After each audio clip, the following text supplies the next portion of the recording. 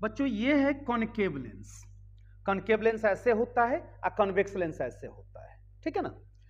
इस concave lens में हमें थीन लेंस फॉर्मूला यानी कि 1/v minus 1/u is equal to 1/f को डिराइव करने हैं। रियल और इन्वर्टेड इमेज इसमें नहीं बन पाता है, इसमें सिर्फ वर्चुअल और इरेक्ट यानी कि काल्पनिक और सीधा इमेज बनता है। लेकिन कॉन्वेक्स लेंस में दो केस थे, एक रियल इमेज के लिए, एक वर्चुअल इमेज के लिए। इसमें एक ही टाइप का केस होता है। तो सबसे पहले हम सॉल्व करते हैं, इसको डिराइव करने की कोशिश कर रहे हैं। सबसे पहले आप क्या करें, प्रिंसिपल एक्सिस ड्रॉ कर दें और प्रिंसिपल एक्सिस ड्रॉ करने के बाद इसके अपर्चर को बना दें। अपर्चर बन गया।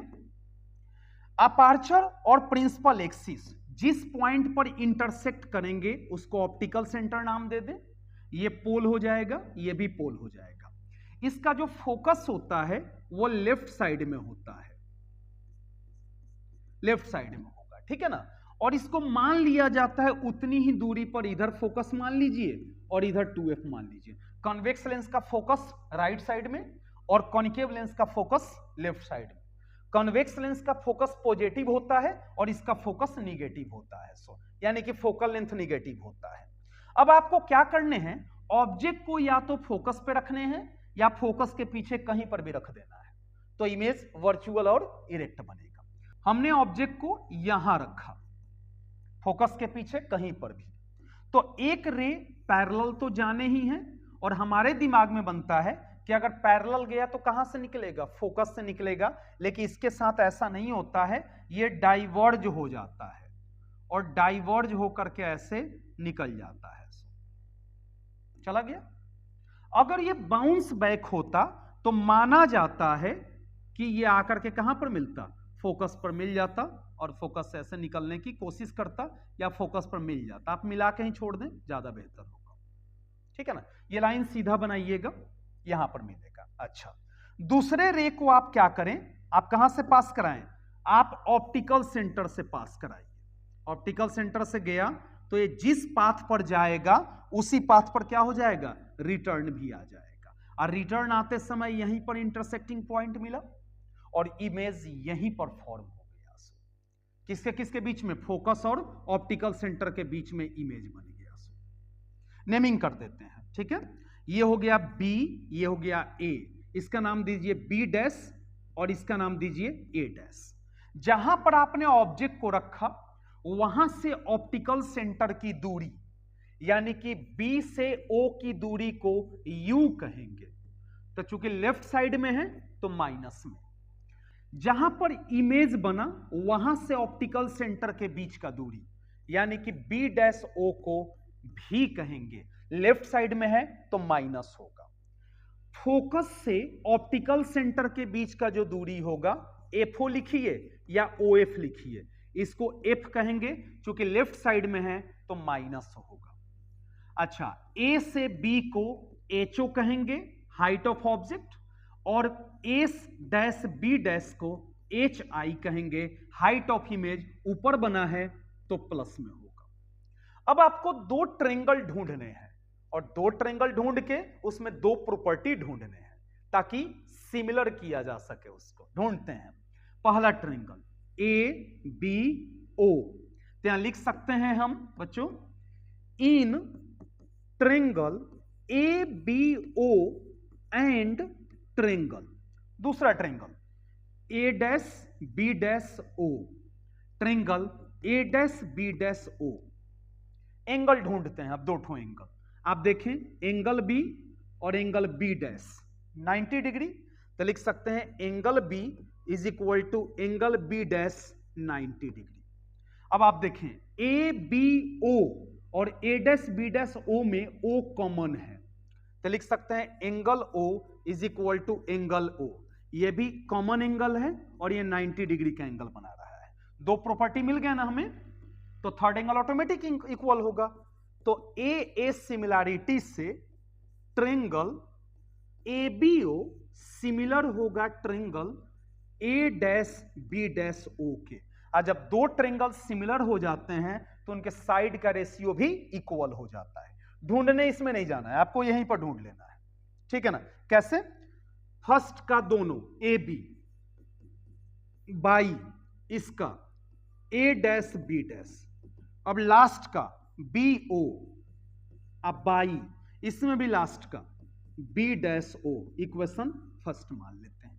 ये रे ऐसे गया था, ऐसे गया था, फिर ऐसे रिटर्न आया, ये जाकर के फिर रिटर्न आ गया। ओके, अब आपको क्या करने हैं, फर्स्ट इक्वेशन तो मिल गया, तो बाकी जिस तरह से आप डिराइव किए थे फिर से दो ट्रायंगल आपको ढूंढने पड़ेंगे, और फिर से दो एंगल ढूंढने पड़ेंगे, फिर से उसको सिमिलर करना होगा, फिर से एक सेकंड इक्वेशन खोजना होगा। बाकी तो आपको पता ही है, लगभग प्रोसीजर पता है। ढूंढते हैं दूसरा ट्रायंगल, इसका नेमिंग कर देते हैं, ये एम हो गया। अब एक ट्रायंगल एम ओ एफ और दूसरा triangle A dash B dash F, दो ट्रायंगल मिला, तो लिख सकते हैं in triangle M O F and triangle. दूसरा ट्रायंगल क्या था, पहला था एम ओ एफ और दूसरा A dash B dash F, triangle A dash B dash F, दो ट्रायंगल मिल गया। अब दो एंगल ढूंढिए, तो एंगल ढूंढते हैं एम ओ एफ, ये टोटल एंगल 90 डिग्री, और A dash B dash F, ये भी एंगल 90 डिग्री, यानी कि angle O is equal to angle B dash is equal to 90 degree. First angle मिल गया। सेकेंड एंगल देखिए, आप देखिए एम ओ एफ, एफ है, फिर A dash B dash F, F है ना, तो एफ तो दोनों में कॉमन है, तो लिख सकते हैं angle F is equal to angle F, ये भी कॉमन एंगल हो गया। अब दो प्रॉपर्टी मिल गए तो थर्ड एंगल तो ऑटोमेटिक इक्वल होगा, तो लिख देंगे ए एस सिमिलैरिटी से ट्रायंगल एमओ एफ सिमिलर है triangle A dash B dash F के। तो जब सिमिलर होता है तो क्या होता है, साइड का रेशियो इक्वल होता है, कहीं फिगर में जाने की जरूरत नहीं है। फर्स्ट दोनों तो M O by A dash B dash, last का दोनों तो ओ एफ बाई क्या है बी डैश एफ, इसको इक्वेशन सेकंड मान लीजिए। अब आप देखिए इक्वेशन सेकंड का एलएचएस और इक्वेशन फर्स्ट का एलएचएस सेम है ना, सेम नहीं है ना, चलिए सेम कर लेते हैं फिर से एक बार।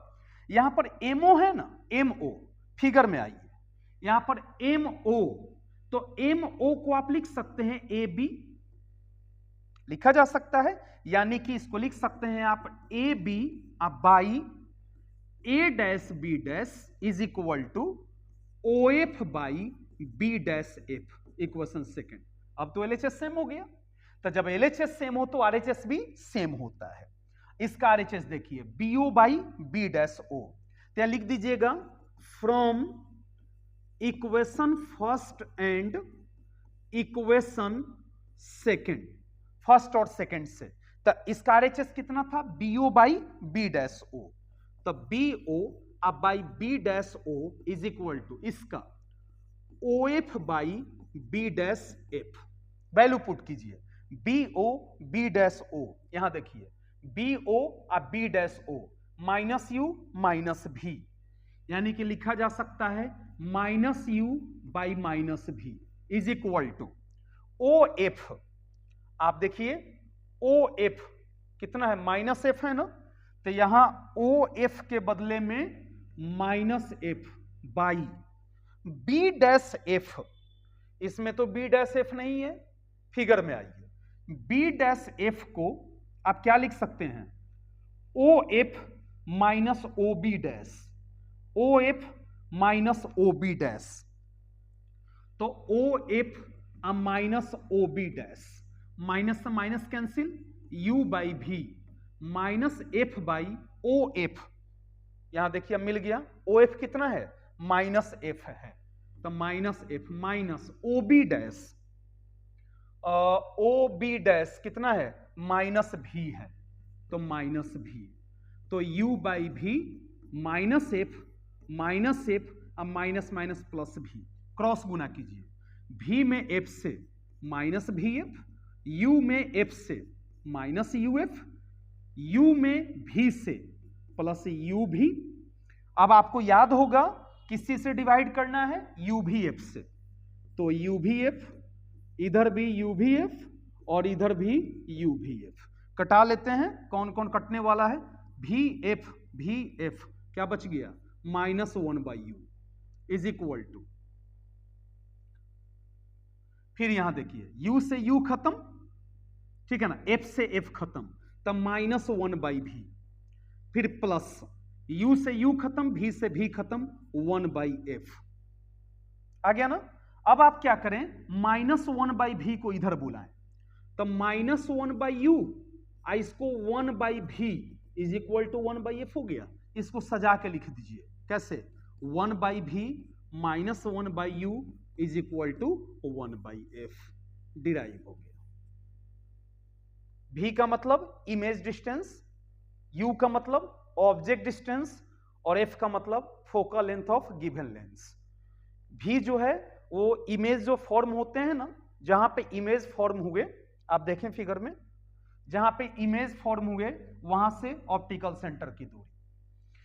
वही जो u है ना, वो क्या होता है, ऑब्जेक्ट डिस्टेंस, जहां पे आपने ऑब्जेक्ट को रखा वहां से ऑप्टिकल सेंटर की दूरी।